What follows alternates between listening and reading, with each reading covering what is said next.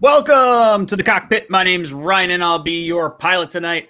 I am joined alongside my co-pilot. I've got Robby Sabo from Jets X Factor. Robby, how you doing tonight? Ryan, what's up? How you feeling 24 hours later? Oh, it sucks. It doesn't get any better. For those of you that don't know, our Jets lost 6-25 yesterday, and it was not very fun. Guys, if you have not followed Robby, go over to Jets X Factor. Make sure you follow them. The link's in the description down below, as well as a link to his Twitter, along with Joe and Michael's Twitters as well. So make sure you give those guys a good follow. They're on here every Monday talking about the game, and we're going to get into some phone calls from you guys just to see how you guys feel about everything that we witnessed yesterday. So, Robby, I want to get your thoughts. What were your overall thoughts on yesterday's game? I mean, the boo birds were out. I think Jets fans should be frustrated. After all of the optimism, the hype, they should be frustrated. It's been way past the point of okay. It's decades since playoffs, 2 years with Gase, the Bulls era, one mirage year of 2015 where it was a Band-Aid, a soft schedule as well. Everything just came together. So they should be frustrated, but at the same time, the loss on Sunday, although it was a worse score, everything was better. The roster played better. The coaching was a lot better. They ran the ball. What did they run for? 4.9 yards per carry, better than the Patriots even. I know it didn't look that way with Damian Harris ripping through arm tackles on that one play. Defense played better. Again, the Damian Harris play. The offensive line pushed the Pats' defensive line around. We'll get the film tomorrow, so we'll know for sure. So everything was a lot better than the first week. You couldn't have a more contrasting 2 weeks. First week, Zach Wilson fought through a terrible performance from everyone on the offense. And the defense wasn't great either. Darnold missed a lot of opportunities. So Wilson fought through his teammates in week one. In week two, his teammates couldn't fight through Wilson. It just reversed everything. So home opener, hey, what can you do? You just got to make sure you don't jump out of the top story window and be there for week 3. See what happens. Joe S. drops in with the super chat, says, another year we'll be talking draft in October. Joe, not yet. We're gonna have some optimism. We're only 2 weeks into the season. I want to see what this kid has. Yeah, look, I completely agree. Yesterday was rough. I got to go to the game. I got to run into a bunch of people, and that was a lot of fun. Like the whole pregame hype and everyone being around the stadium and just the energy you could feel. You could feel like the crowd wanted to pop off and just start going nuts. And it, like, from the get-go, we just kind of got put in a hole, and it really just sucked. Like, it felt like the air got sucked out of our sails, like, almost immediately. And for as good as Wilson played the second half of week 1, he was, like, that bad for the entirety of this game. One nice thing, and my buddy Matthew Sigrinano, I don't know if I'm going to pronounce that name right. Sorry, I'm not Italian. It's a very long Italian-sounding name. But he says, where'd I go? Come on. I just had it 2 seconds ago. Okay. Sam Darnold's first home opening start against the Patriots. He went 11 of 32, 86 yards, 0 touchdowns, 4 interceptions, 1 sack, 1 fumble. The Jets lost 33-0. Zach Wilson yesterday, 19 of 33, 210 yards, 0 touchdowns, 4 interceptions, 4 sacks. Jets lose 25-6. So I'm not exactly sure if that's making me feel all warm and fuzzy inside, or if it's just more of the, depressing state of the Jets overall. But at the very least, it seems like one game should not define an entire guy's stay with us. Yeah, I mean, the thing that you didn't want to see happened, where Wilson just didn't play bad. He was in his own head. And that's the thing you didn't want to see from the kid. Now, it's only his second game ever. You knew he'd struggle in his rookie year. You knew it would happen no matter what. Peyton Manning was terrible at times during his rookie year. I think he threw 2 picks in 3 straight games his rookie year, 28 in total, 28 or 29. These games happen. And even for the legends where they're in their own head, they can't do anything right. They try to throw a corner route and throw it right to the defender who's trailing. That stuff happens. The thing that you didn't feel like it would happen with Zach Wilson to this level. That's the thing that's concerning. But again, it's just the second week. You can't. I saw Orlovsky on Twitter with a tweet yesterday, something to the effect of Sam Darnold. I thought everyone told me Sam Darnold is terrible, in a sarcastic tone. I think we should pump the brakes on everything. It's 2 games. Let's calm down. New Orleans was dealing with a huge COVID situation all week, coming off a great win in Green Bay. Carolina's defense is tremendous. I think Darnold is going to put up stats. I kind of view him in the mold. I think I actually told you this on one of the shows we did during draft time. I view him in the mold of a Jared Goff, a guy where he has talent, he can put up stats. But if you're a GM, you want to try to find the next superstar. It's very tough to do. Maybe they have done it in Zach Wilson. You gotta be patient. Jets fans don't want to hear that word, to be patient, but you have to do it because 2 games, rookie head coach, rookie offensive play caller, rookie quarterback. Just be patient. That's all. Yeah, it's tough to hear that as a Jet fan, considering like how long we've waited. We now have the longest NFL playoff drought. Going 11 years now. 2010 was the last time we made the playoffs. Yeah. So correct. Man, just it's rough to like hear those patience words. Like, we've been through so many GMs, we've been through so many quarterbacks. We just want to get it right. We want to see winning. Like, I can't tell you how badly I wanted to win yesterday. And to see the defense and the offensive line and the running backs and literally everyone play well except for Wilson was so deflating, because if Wilson plays the way he did week 1, we win that game. I don't think it's, a second thought. And honestly, Mac Jones, I wasn't like blown away. I don't know. Yeah, I wasn't blown away. I think he's all right. Like, I think he's going to be fine. But like, I do think the star that is Wilson is going to shine brighter when all things are said and done. The biggest difference with Mac Jones and Wilson is Mac Jones was taking the underneath stuff. He made quicker decisions to take the underneath stuff. Wilson did not. He was looking to make a play on every play, and you can't do that in this league. Interestingly, Belichick, you were at the game, right? You saw the defense. He didn't do anything in terms of crazy designs. He's not a Rex Ryan type. Sometimes he could be, but yesterday he wasn't. It was very vanilla, a loose coverage, good coverage. Their coverage is tremendous, and it's not fancy. But what they do is they teach certain ways to take away what the quarterback likes to do. Like if it's an outside split, think post, think whatever, play inside technique. If it's this look, play shade inside, bracket with the safety in the corner. It's the subtle stuff that you don't see with Belichick that really makes it tough. The receivers had tough time getting separation. I think it was more a scheme thing, though, with LaFleur versus Belichick. Mm-hmm. But the running game was on point. Running game was there. They hardly used Wesco, and still the running game was there. Michael Carter was great. I think he's going to be really good. Elijah Moore, I still think, is a superstar in this league eventually. It's going to take time. Rookie receivers always take time. Always take time.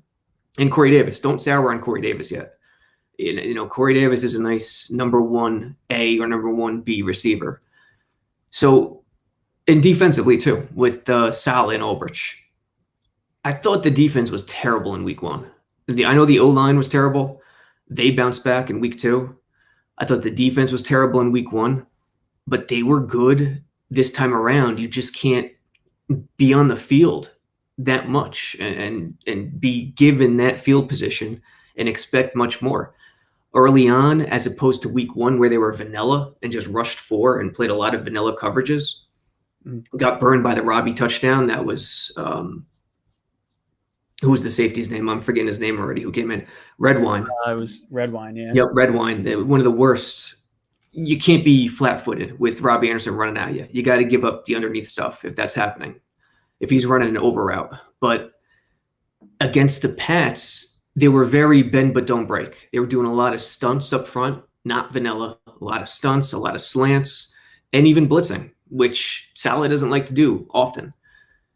Very bend but don't break, giving Mac Jones the underneath stuff. And that's fine in this league because people are going to move the ball. You just don't want to give up the touchdown. The problem is you can't turn the ball over when you play that way. And Zach Wilson turned the ball over immediately. What was it? The second play of the game? That was an interception, or was it the third? I think it was the third. It was his first, 2 passes? Yeah, it was early, but that interception was a bad sign from the get-go because he forced it and he locked onto that guy right before he snapped the ball. It was a game plan thing. He didn't leave himself options post-snap. He was thinking game plan. He was thinking he was going to go to that guy, and you can't think that way as a quarterback. And that's this concerning thing when you're thinking about Zach Wilson yesterday. But again, that doesn't mean that's who he is. That just means it's one game against Belichick. Yeah, I mean, if there's anything that I could kind of take away if I'm trying to be positive here, it's that the Jets gave the ball back to the Patriots 4 times, and the Patriots only scored 25 points. Like, the rest of the team played all right. I thought defensively for the Patriots, they knew that Wilson and Corey Davis have chemistry. And I think their whole game plan was, hey, we're not going to let you get to him. And J.C. Jackson did an incredible job throughout the entire day. Just kind of locking down Davis, and Wilson didn't really know where to go with the ball. And then we find out before the game, I want to get your thoughts on this. Denzel Mims being a healthy scratch. What do you think's going on there? I think they're disappointed in his route running ability based on what Saleh has said, mentioning to the world that, he doesn't know all 3 positions. I think that's a key. Sometimes with good coaching means not going the status quo route. With Gase, a lot of the stuff was status quo. If Bell's healthy, Bell's playing. If Mims is available and healthy, Mims is playing. Good coaching sometimes, look at the great coaches, Belichick, the surprise cuts, Parcells, he didn't give a damn what you thought. Good coaching means good front offices sometimes mean not going with the status quo. And if they think that getting through to Mims the best route to do that is to sit him and, make sure he learns all 3 positions, even though I don't think he could play slot. 6'4", lanky, he's a high point guy, vertical guy. I don't think he could play slot, but something's there where they're not happy, they're not pleased. And until they see a turnaround, I don't think they're going to play him. Could some of it be scheme related? For sure. But I think it's the other part of it first. So, and also it's the personnel. Moore, they don't want Elijah Moore in the slot. You can't think receivers. You got to think slot and outside. Mm-hmm. So you got your X in Corey Davis. You got your Z in Elijah Moore, who's a jet motion guy too. So he's always running around. And if Moore is your slot, who's going to be that jet motion guy? You want Moore to be that weapon. Mm-hmm. So you got Davis on one side, Moore on one side, Berrios and Crowder in the middle as your slot guys. They could rotate, whoever's healthy, whatever. And then you got Keenan Cole, who knows all 3 and can play all 3. He's played slot at Jacksonville. He could play slot with the Jets. He could play outside. Mims is kind of limited. He's just outside. So how does he fit when Cole and Crowder are out? What do? They don't want to put Moore to the inside. And that's the only way. It would have to be Davis, Mims, and Moore on the inside. And then who's the jet motion guy in that scenario? Do you get rid of jet motion? So I think that's a huge part of it. People are overlooking as well. It's just there's no fit with the personnel. So, hey, listen, if you believe in a coach and you believe in a process and a system, you got to let them do their thing. And I think that's what's going on right now. For me, when I heard he was a healthy scratch, I got so angry. I was like, I just want to see him on the field. You can't tell me with his size, his speed, that you can't just have him run like 2 routes. Don't give him the options and everything like that where it might throw his head off or maybe he's in the wrong position. Like, no, just say, hey, look, you're going to run this route. Like that's the play. Just get out there, go be a jump ball guy, go be athletic, do your thing. And to me, if they're not even willing to do that, I mean, I don't want to trade Mims, but I feel like you got to trade Mims then if you're just not going to use him. I mean, you're not going to get any value for him now, so maybe I guess you wait the year and see if you can get him to turn into something that knows turn into a guy that knows all 3 positions. But man, to be so excited for a player that fell to us after we traded down, like I just remember being so happy, and to see him get utilized the last 2 years the way that he has been is like, it makes me want to pull my hair out. It really does. I understand it. And listen, there's no denying his physical talent is way higher than Cole, Berrios, every single player on the team at the position other than Corey Davis and Elijah Moore. But another part of it is, the route running. It's not just about running routes. You got to read defenses. And to play slot in this league, it's so much harder than the outside because you're not dealing with a sideline and one player or maybe a second player with a safety. In the slot, you're dealing with multiple players, left and right, linebackers, safeties, slot corners. Elijah Moore, they might not feel comfortable with Elijah Moore in the slot because of that. He's a rookie, and Mims is just not a slot guy, so he's just stuck in a hard spot right now. The other thing Saleh said on today's press conference is, if you're going to dress 5 receivers, and this is pretty much league wide, your first 3 receivers are your starters. Your 4th guy is going to be a guy who could play all 3 positions. Your 5th guy is going to be a special teams guy, and that was Jeff Smith, who was the gunner on the punt team. Mm-hmm. So if Mims could play gunner on the punt team, he'd probably get the nod over Jeff Smith. But again, Jeff Smith offers that versatility too, where he could play all 3 positions. He's a quarterback. He understands the playbook. So that's just where it is right now. And the other thing too, being bad means overhyped expectations sometimes. Mims was a 2nd round pick, right? And Stephen Hill, Devin Smith, Alex Van Dyke back in the 90s, all these 2nd round picks have failed for the Jets at the position. But he was a late 2nd round pick, number 59 overall. A lot of the names that have been picked 59th overall in the NFL don't really work out. And, here's some of them. Terrace Marshall this year with Carolina, Denzel Mims, Paris Campbell the year before with Indianapolis, Darius Geis injured, Tona Kapat, I never knew how to say this guy's name, Chiefs edge player, Capasignon, Roberto Aguayo, Ty Sambrailo, Jack Mewhart, Aaron Dobson, receiver for the Patriots, 2013. They won a Super Bowl the year after with a failed 2nd round receiver. Vinny Curry, Jets, and Greg Little, receiver for the Browns. So being bad, you don't have any weapons. You kind of hang on to that guy with the physical traits. They didn't have – Jets fans wanted weapons. They wanted depth at the position last year. They got it. So Mims not playing, to me, is an overall positive that they finally got guys in here. It would be nice that he was in the mix, but I think there are more positives than negatives there. Yeah, that's really kind of where I'm hoping, because as you start to look at this 2020 draft class, you start like really getting down on yourself. Now, Becton looks like a surefire hit, but if he can't stay healthy, now granted, this is kind of like a weird injury because a guy rolls onto his back. Like that's nothing Becton did. It's just, being a big guy and someone landing on the back of your legs. But he's on IR. Mims is inactive as a healthy scratch. Ashton Davis, IR. Zuniga cut, now on practice squad. James Morgan on Panthers practice squad. Cam Clark, IR. Who am I missing? Braden Mann, IR. Bryce Hall, starting corner. P. Ryan, healthy scratch. Or is he still injured? He might be still slightly injured. Either way, not playing.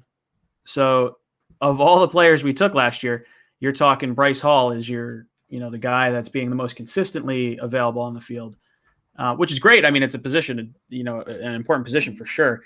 But as far as a first draft goes, how much of this do you think is, Joe Douglas's fault? How much of this could be maybe the Adam Gase influenced like offense or schemes that we had last year? Do you think it's just too early to really make any sort of defining judgment on it? What are your thoughts? No, I think it falls on Douglas's shoulders, and I think you could start the evaluation process now. The best attribute in football is availability, and if Mekhi Becton's going to be hurt all the time, it's not an excuse when drafting at 11 overall. You got to hit that guy correctly. Mid round, late rounds, it's hit or miss. So it falls on Douglas. He deserves the criticism as it stands right now. I would say it's far from over at the same time. But while criticizing, keep this in mind. Most of Douglas's draft picks will bust. Like every GM in the NFL, it comes down to development and the culture and the process. Because although most of your draft picks will bust, you will find guys through that process, through what you have as an organization. Guys will sprout up out of nowhere. And that's when you get your late round picks that, appear out of thin air, or your undrafted guys. The Jets could have uncovered an undrafted guy already if they already had that winning culture, but they haven't had that yet. So it's that much more difficult to find that guy because the situation doesn't allow for it. So it's never just about looking at the draft picks. It's about looking at the whole picture as a whole. And I think we're far from over in terms of writing a final grade. But right now, he deserves criticism for 2020. Man, I was like so sure that draft was going to be like just rock solid, especially the top two. I didn't love the Ashton Davis pick. I understood it because of where I thought Jamal Adams was going to be going and Marcus May. Marcus May played a hell of a game yesterday. Like Marcus May was great. Yeah. That damn fumble that got overturned. Oh my God. That was the start of it all. I feel like that sucked the wind out of all our sails. Yeah. They got a tough whistle, but I think it just came down to one person. I mean, honestly, remove Zach Wilson, the rookie quarterback, from the equation. Everything is better. The O-line played great in my estimation. The middle, AVT, we're going to look at the film tomorrow. AVT was moving guys. McGovern was moving guys. Greg Van Roten was hit and miss. Moses in there is solid. The O-line without Becton played a lot better, even in the first week. And that's probably more has to do with Moses being in there than not. But the O-line was great. The coaching made adjustments. They were improved in a lot of regards. I just think Belichick outmatched him. Zach Wilson put up an all-time stinker. Belichick, he's interesting. Carolina's defense is great, as we're learning, right? And Zach Wilson was pretty damn good. I know he started shaky in week 1, but he was pretty damn good in Carolina. I think Belichick does this a lot, where he'll construct his game plan based on the offense's opponent the week before. So Carolina came out really aggressive in week 1. The Jets were trying to establish the run. So Belichick thinks, okay, maybe they learned their lesson. They won't try to force the run. They'll come out passing and try to take advantage because they think we'll be ultra aggressive. He does the exact opposite. He doesn't allow the Jets to run, but he first defends the pass. He worries about Zach Wilson and tries to get in the kid's head, leave too deep back there a lot more than he would have. So I think it's a yin and yang where he looks at that game plan and does the reverse. And I think that really got LaFleur in the beginning of week 2. Guys, I'm here with Robby Sabo. If you do not know Robby, he is one of the masterminds behind Jets X Factor and everyone over there. Their link to their YouTube page and their website is down below in the description, along with his Twitter. Make sure you follow him over there. He is a really good follow, some really insightful stuff coming out of there. It's the first place I go for all of my Jet analytical needs, between you guys doing all your analysis, Joe Blewett doing his 45-minute breakdowns of special teams gunners. Absolutely incredible. I could sit there and watch those in its entirety. And I just feel like I'm like a sponge. I'm soaking up all these different words and things that I never even knew existed. Like, I don't know if you feel that way when you listen to Joe, but man. Get ready for Zach Wilson week right here. The negative Zach Wilson week. Not looking forward to it, but I am looking forward to it at the same time. Yeah, but AVT should be good. Michael Carter should be good. Bryce Hall. How about the cornerbacks? The cornerbacks have been tremendous so far, and everyone was worried about that. I wasn't too worried because in this league, you can't cover anyway. So what's the point in grabbing a veteran corner? It'll be about the pass rush. And that's the other thing. They haven't really missed Carl Lawson. They've been generating a pass rush. So those are some pretty big couple of positives right there. Yeah, for sure. Before we get too much further, I want to thank one of our sponsors of today's show, WinView Games. This episode is brought to you by WinView Games, the nation's sports prediction leader and home for pregame and live New York Jets prop contests. I know all you live and breathe the Jets, so if you want to put that Jets knowledge to the test, download WinView right now. WinView.tv/Jets Talk. That's WinView.tv/Jets Talk. Play against other people in free or real money contests. Play your first $20 risk-free with Jets contests every day until the end of the season. I know this app is for you. Guys, it really is a lot of fun, and I'll go over some of the props that we had from this past week a little bit later in the show. But we are going to step aside for sponsored number dose of this episode, and we'll be right back after a few words from BetQL. Want to get an advantage over your sportsbook? You need to download BetQL, the only app you'll need to make smart bets. Their Best Bets computer model scans over 350,000 unique bets per year to give you the best bet recommendation for every game across all major sports and gives you the reasoning behind why you should place the bet. Their model covers everything from spreads, over-unders, and player prop bets. Don't want to use the model and prefer to do your own research? BetQL has all the necessary tools for your research needs. There's sharp data so you can see who the pros are backing, line movement so you can jump on betting opportunities in real time, team summaries highlighting previous success against the spread and over-under, and team lineup breaking news and injury status updates. Plus, you can save all your picks in one place to track your success and winning streaks as well as view your rank on their leaderboards. Head to the App Store or Google Play Store now to download BetQL. You can also head to try.betql.co/jetstalk to get started now. Enter discount code JETSTALK at payment checkout for 25% off any of their subscription offerings. You can find all this information in the description of this video. Make sure to check out their BetMGM offer in the description in order to receive a free year of BetQL. Also check out their sportsbook offers page if you live in any of the eligible states to claim free offers upon signing up for one of the many sportsbooks listed. Don't miss out on your chance to beat your sportsbook this football season. So, thank you, BetQL. So I want to get your thoughts. What do you think about the whole Sam Darnold, Zach Wilson debate that it feels like is happening amongst the fan base? You see Sam have a really good start to the season, and then all of a sudden everyone starts pulling their hair out and saying, "Oh man, we shouldn't have traded Sam. We should have traded the number 2 pick." What do you say to the fans that are really doom and gloom and feeling this way? By the way, what's the overall mood in the chat right now? I don't have YouTube up. Oh man, it doesn't seem. Let's see. What are they talking about there? Darnold's not too bad. Gone, no use looking back. Look to the future. So a little positive still. Yeah, not the worst. It seems like there's a little bit of people upset, but by and large, not as bad as I was expecting. Okay. So yeah, Darnold, Wilson. Just like we waited, 3 years for Darnold. Didn't rush to judgment. After year 1, in the beginning of year 2, obviously he had some steam, the last quarter of year 1. But, after the ghost game, patience still after that.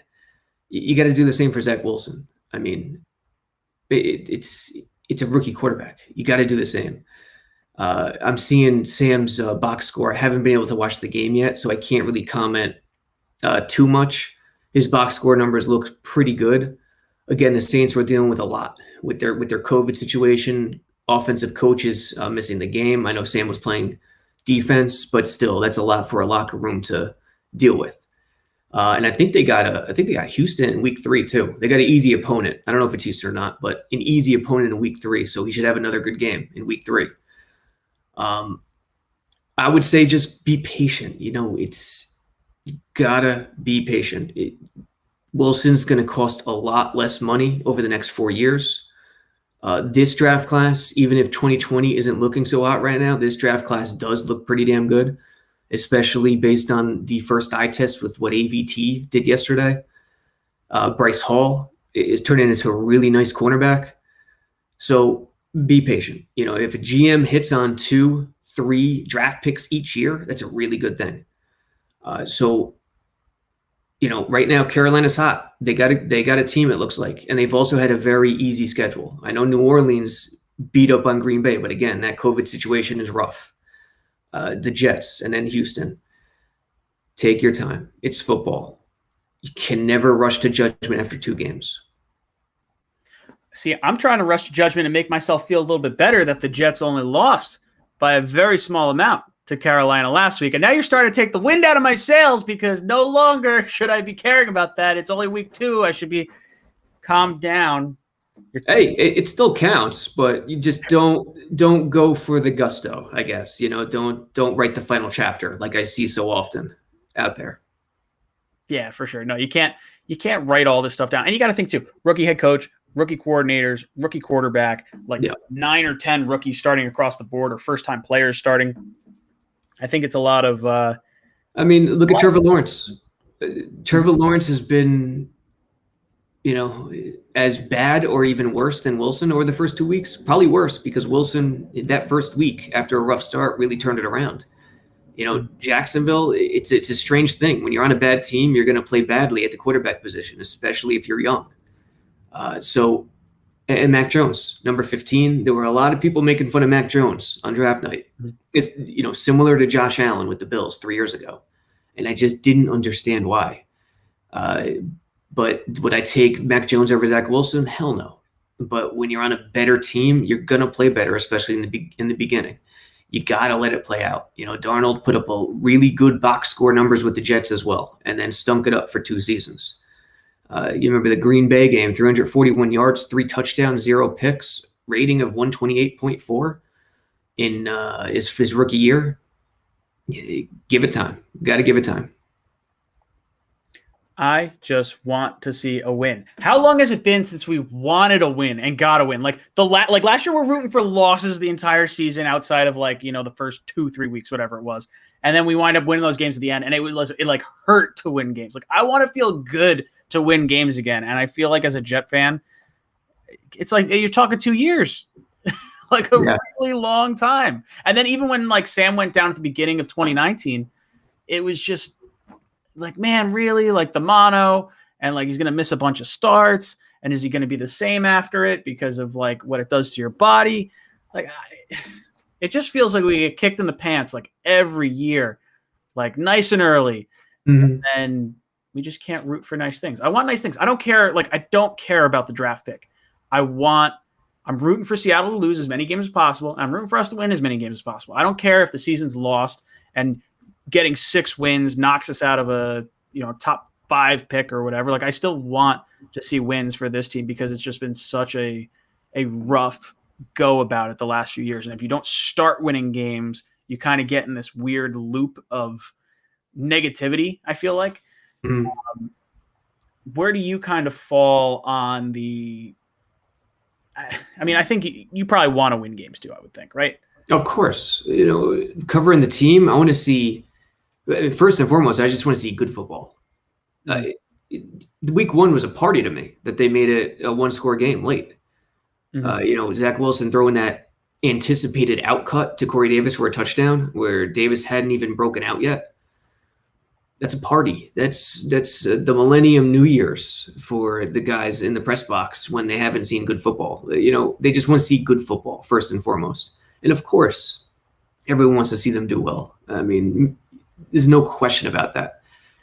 It's a tough place to be too when covering the team when things are this down after another hype-filled season with new faces, and then Darnold on the other side having early success. Because you want to preach patience, yet at the same time, you don't want to say it because it's the same thing over and over again. Yet it's a new regime. So the way I kind of break it down is this new Jets team has nothing to do with last year's. Saleh and Gase are two completely different people. Yes, Douglas was here last year, but it was his first draft. So that's kind of the way I try to rationalize it in order to keep going with the plan. And football, yeah, it's not basketball. Trust the process where, you need to find superstars and it might take 4 or 5 years. You can turn it around in football quickly. However, sometimes it doesn't come that quickly because certain elements within an organization also need changing. And those are elements that we can't see. So I think Douglas, there's a reason why he took a 6-year deal and demanded a 6-year deal. And we're seeing it right now. Yeah. I mean, it felt like the culture was changing. Like they started bringing in a ton of captains, like dating back to last year, the amount of captains they drafted and brought in through undrafted free agency and all that stuff. I think that's the start of the mindset. And then you bring in someone like Saleh, who's such a positive influence. And I don't want to say a rah-rah guy, but he's very much more so than Bowles or Gase was. Mm-hmm. I still like seeing the coaching staff going up and talking to Wilson. How did you feel did you see the clip of, I don't know who it was. Someone asked Zach if he was seeing ghosts yesterday. And I felt I didn't see that. I think it was yesterday or today. I saw it on Twitter pop up and I was like, man, like really seeing ghosts? Like it had to be yesterday because Wilson didn't speak today. Okay. Yeah. So it was definitely yesterday then. I got a little banged up after the game. I was supposed to do a post game. I got home and I was like, I'm going to let this like sit for a minute because I'm going to say stuff I'm not like looking back on. Ugh. I think if it depends on who said it, it could have been said in a joking manner as well. So I'd have to hear the tone. If I find out, I'll look for it after we're done here and I'll let you know. But let me see if I could find it. It's funny that ghost game and yesterday were two completely different games. The ghost game had a lot to do with pressure. The yesterday game had a lot to do with Belichick's genius in how he teaches his guys to cover weapons. There was hardly anything open downfield, but there was a lot underneath. And that was Wilson's biggest problem, as opposed to Mac Jones not making the quick decision to take what was there underneath. He was looking to do too much on every play. And Wilson, when asked about it after the game, he said he didn't think that was the problem, that he wasn't looking to do too much. Rather, it was just execution. I kind of disagree with him. I think he didn't give up down the field often enough and quick enough in a lot of situations. So I found the clip. Let's see if we can play it. Let's see if you can. It really comes down to execution. I can't tell you anything else besides that. I felt like we knew what they were giving us. We just got to execute. Do you feel like you were seeing ghosts out there at the turn? No, most definitely not. I don't know who that was. That was, yeah, I have no idea. I couldn't hear the name. It just said like media really asked Zach Wilson. It's from Barstool Sports, but was it Barstool? Yeah, Barstool was the one that posted it. I don't know who actually like asked the question or anything like that. Yeah, and it's not surprising. But listen, credit Zach for handling it the right way. He didn't. For a young kid, he knows how to answer these questions. He knows which questions to be short and concise on, because sometimes if you joke around about it and give a long answer, it'll lead to other questions. So he just said, no, absolutely not, and then moved on. So give credit. I guess that's a positive right there. Yeah, I do think he's done well answering questions. Like even like, not that you don't want him unfazed by certain things, but I think, I don't know. I like the way he has responded to the media and like the hype around him. It looks like people are saying they think it was Connor Hughes, maybe. That's the question. Maybe I'm not positive. I couldn't really hear the audio of the reporter, so it's tough to say one way or the other. Is that Green Bean hopping in? There he is. Green Bean's hopping in the chat. He's under the Jet Nation name today. How's he feeling today? And I'll say this too. Give it 5 weeks. Let's see where they're at after Denver. Who's next? Tennessee. Tough. Denver and Tennessee are tough. New England's tough. Carolina's tough. Again, they're saddled with a tough record or a tough schedule. It seemingly happens every year. Sometimes it's just unfortunate bad luck. 2015 was the opposite. They didn't deserve the breaks they got in 2015, yet those breaks happened, and it was fool's gold. So see where they're at after 5 weeks, after the London game with Atlanta, and then reassess from there. Maybe they're 2-3 and Zach Wilson's playing well. It could change in 1 week.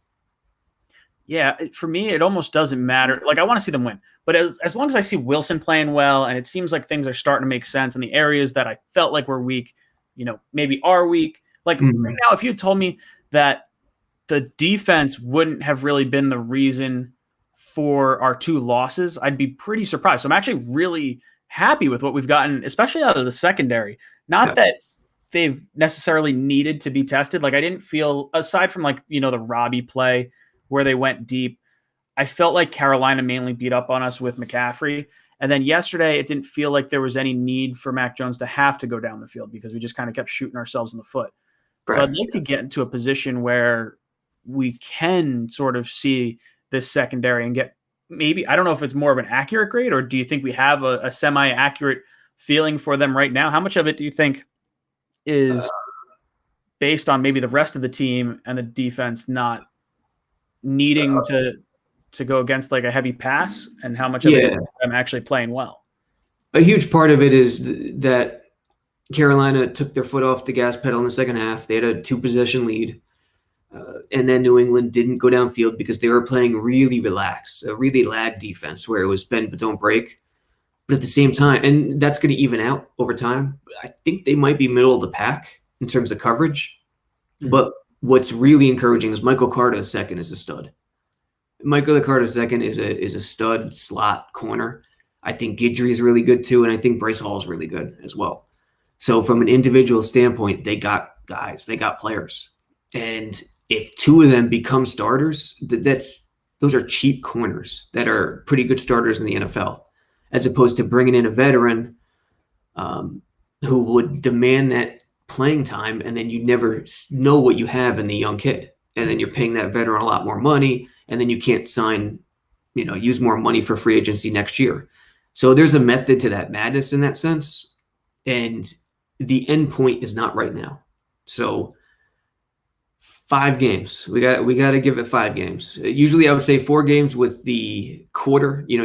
Coaches and GMs usually view it in quarters, 4, 4, 4, 4. But with the 17th game, and since they're 0-2, we'll go 5. Yeah, I think watching the secondary and kind of like seeing how like the high-priced free agents really haven't worked out for us, it's almost I don't know where I heard this, but it was aside from Hardy, if you take all the cornerback salaries that are currently on our team and add them together, none of like the whole cumulative salary is not more than the dead cap hit that Tremaine Johnson still has on this team. Yeah, like that's Yep. I don't know. Yeah, you are hurting tonight. I've never. I feel like Dr. Melfi. Like you're hurting. I'm trying to come up with optimistic things to say, but I'm irritated. That's what it is. Like I'm just beat down. I went through all last year. You said it best earlier. You're like, it's tough covering the team when the team's doing this bad. I did 16 weeks of like top 5 takeaways of this game, and it's like we suck again. Like no, I just want to be. I want to be excited. I was excited going into the season, and then just got deflated. Like really, just this. I shouldn't say I was deflated the first game because I actually, there were areas that let us down, but seeing that those areas played better this time gives me more hope moving forward, I think. And I'm looking forward to seeing how Wilson grows and how he fights back through adversity. Like I think this game going into Denver, you're going to have to bounce back, kid. You're going to have to, figure it out quick. It's not easy to play in Denver. No, and LaFleur too. There's still questions about LaFleur and his play calling. I thought they left a lot of points and yards on the field early in week 1. I know you want to try to establish the run. It's the Shanahan scheme. Everything, that's the nucleus. Everything works off the run. But there's a conversation in this league where it's not the year 2000 anymore. You don't have to run the ball. You don't when the run's not working, you don't have to force it like you used to back in the olden days. You could literally pass every game and have an effective offense in today's game. RPOs, flares, wide receiver screens. There are ways to do it where you keep the defense honest. And I thought LaFleur left points and yards on the field because he was trying to establish their identity into loaded boxes. Snow and Carolina's defense didn't give them a chance. They were handing Wilson downfield opportunities, and they weren't taking it early. And then as soon as after halftime, they flipped that switch and said, all right, we're gonna air it out and we're gonna go pass first and run off the pass, set up the run with the pass. They started moving the ball really well. And if that game goes on for another quarter, they might win. So, week 2, I think that was the genius of Belichick. Like I said, I think Belichick thought, okay, LaFleur probably learned his lesson. He'll come out passing, try to go play action early. He did. It didn't work out because Wilson had one of those all-time stinkers. But the good news is they ran the ball extremely well. And Carter is just going to keep getting better. AVT is going to keep getting better. I'm not worried about their O-line. I'm not worried about their running game. I'm not worried about their weapons, not worried about the pass rush, the corners. Zach Wilson, just get back on track, and they'll be fine. Now, looking forwards towards the Denver game, what are your expectations? What do you want to see out of this team as a whole? I want to see the Jets offense take what Denver is giving them. That's a great Denver defense. You can't try to impose your will against a unit that's better than you. So if they play it straight up, okay, you could try to run the ball. If they load the box and make it extremely difficult, you have to trust Wilson to do the right thing and give him confidence right from the get-go. Try to start him with the wide receiver screen, with something to get him going. Defensively, I want to see them do what they did against the Patriots. Continue with some of the non-vanilla stuff, more stunts, more slants, and keep playing the bend but don't break D. Give up the underneath stuff and hope you could stop him in the red zone. And Teddy Bridgewater, another ex-Jet, off to a pretty good start too. So the thing is, though, the thing I'm anticipating is them trying to run the ball, trying to play a boring game, which is going to lead to difficult times. But we'll see. We'll see what happens.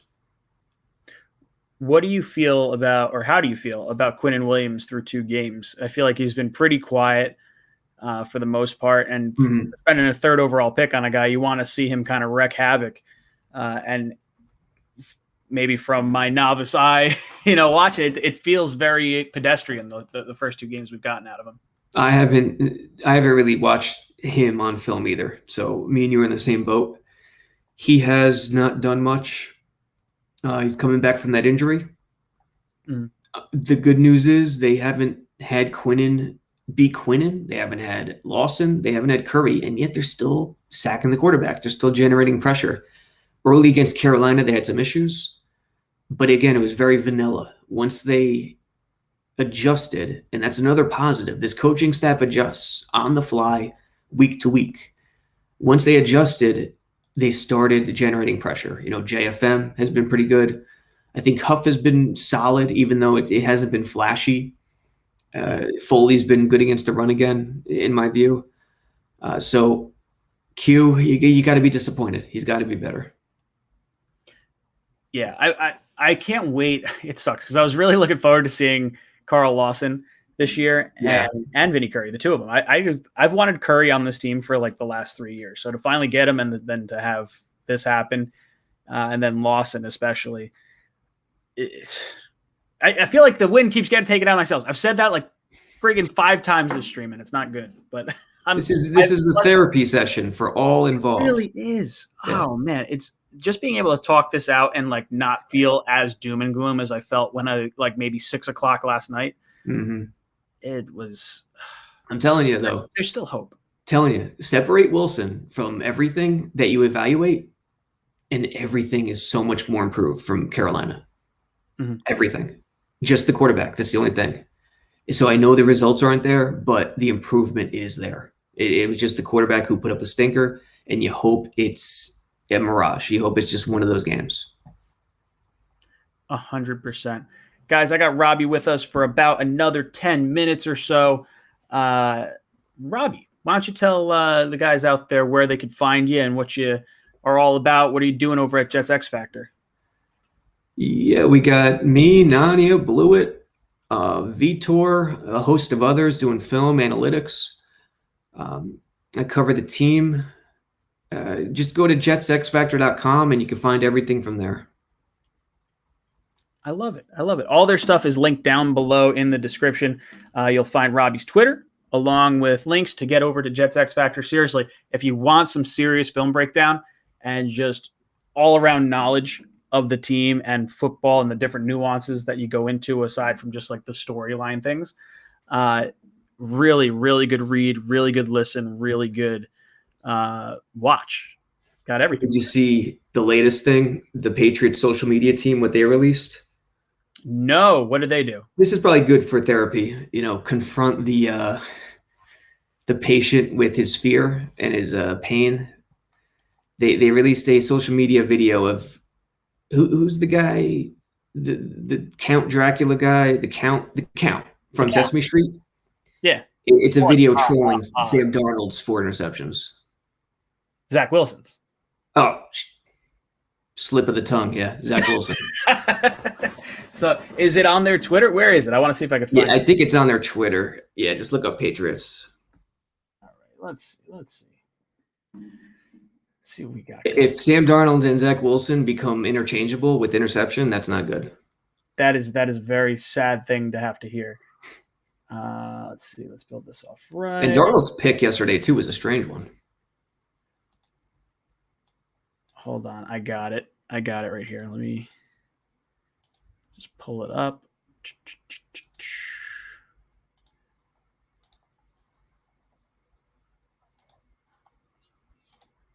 Number of the day. Let's count the interceptions and find out.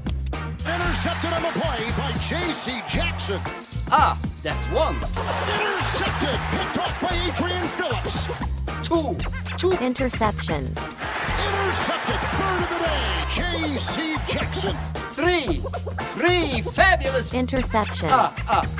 Oh, we're not finished counting. Field and intercepted. Picked off by Devin McCourty. 1, 2, 3, 4. The number of the day is 4. 1,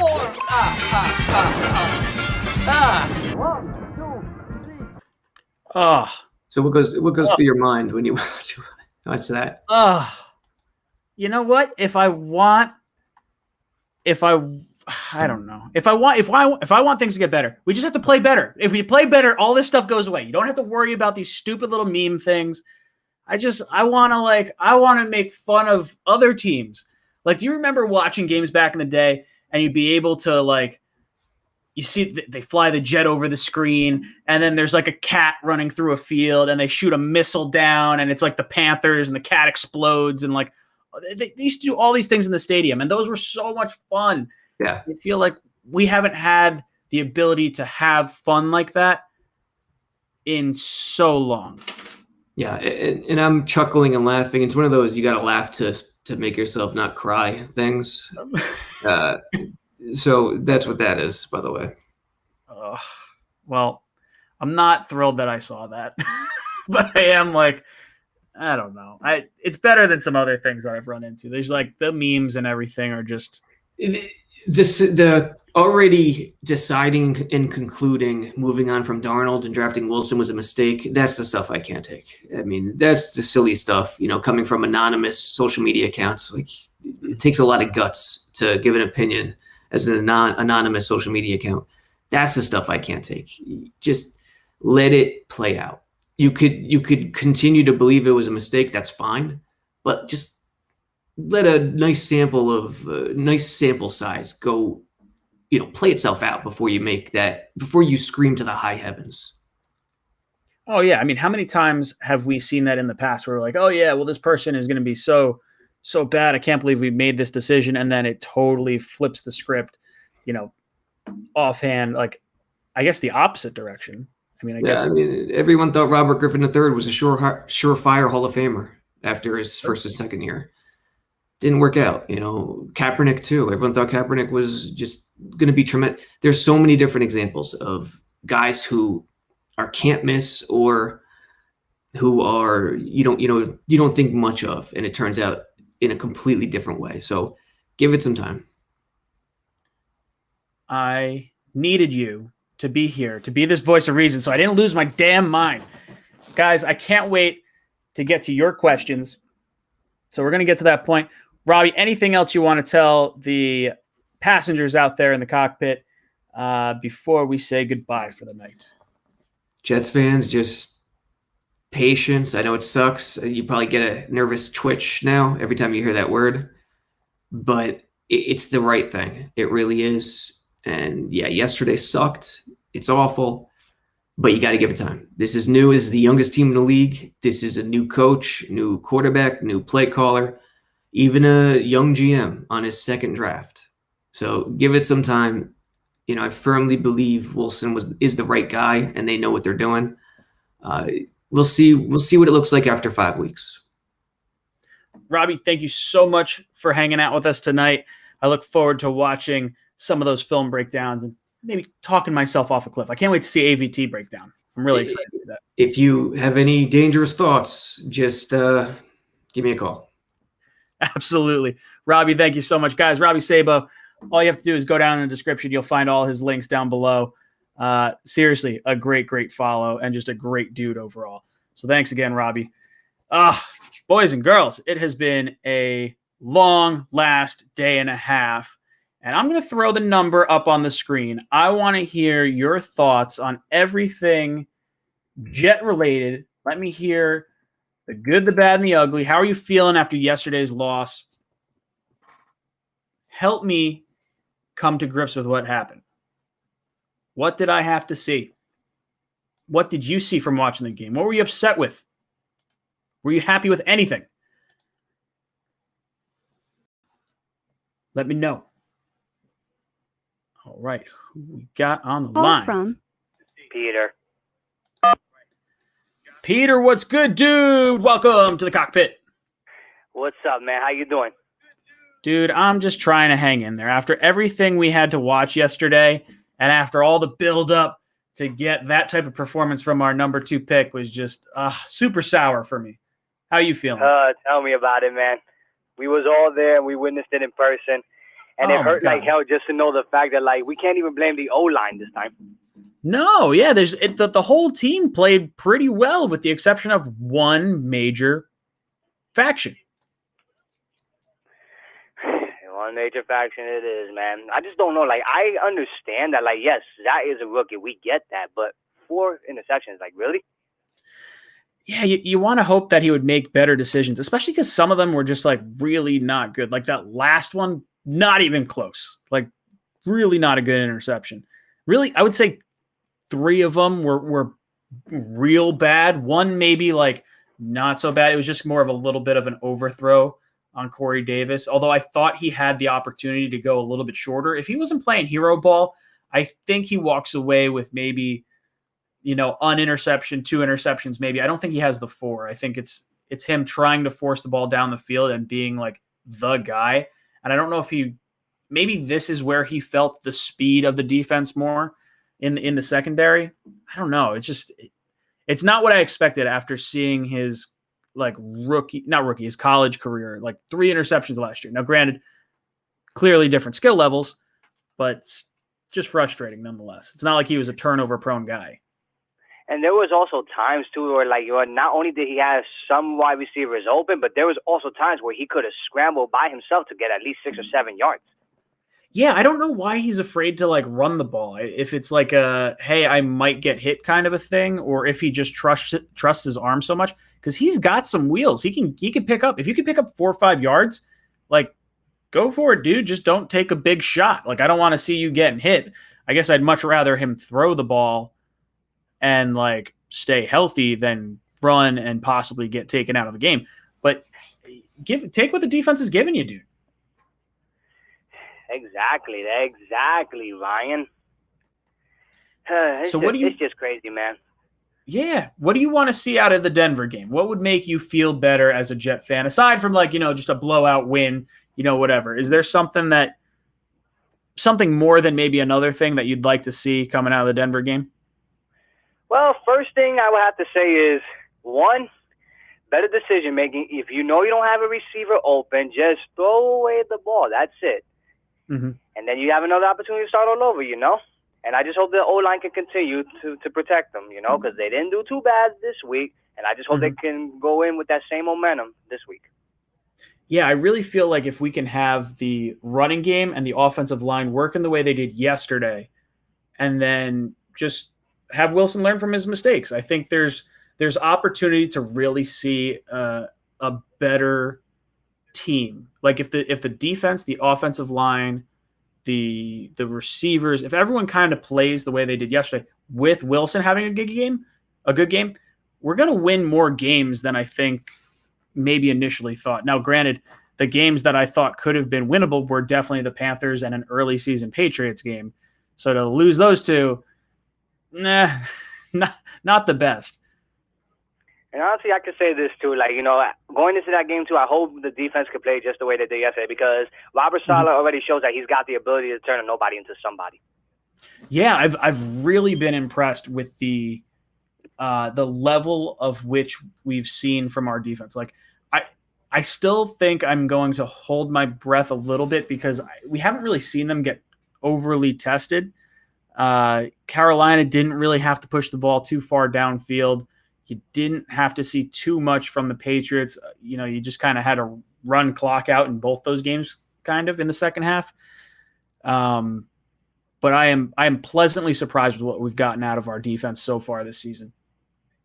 And I speak for all the fans, man, we should all be surprised. Oh, yeah, absolutely. I mean, compared to where we thought we were going to be, we thought the secondary was going to be easily the weakest part of this team. And then you'd say okay, the tight ends would probably be pretty weak.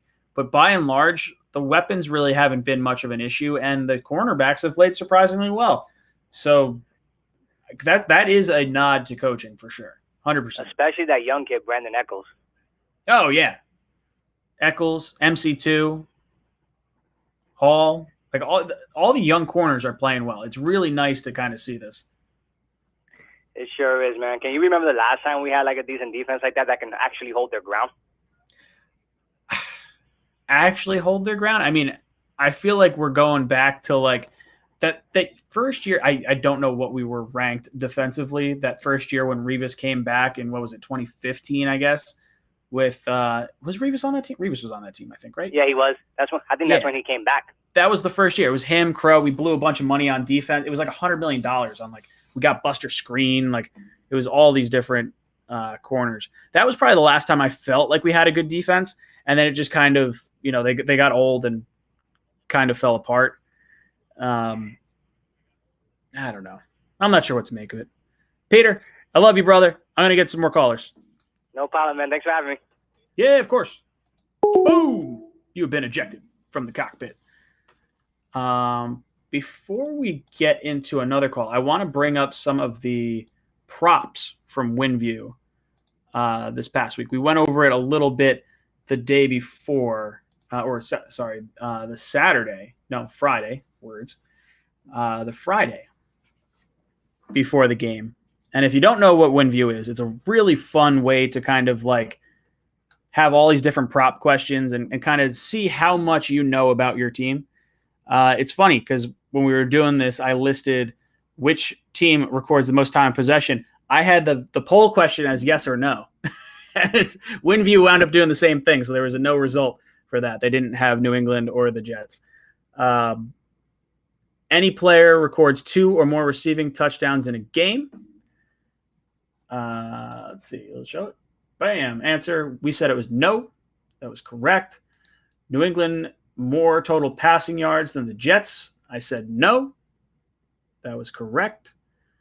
Corey Davis has more receptions than Jacoby Myers. I said yes. That did not play out the way we had thought.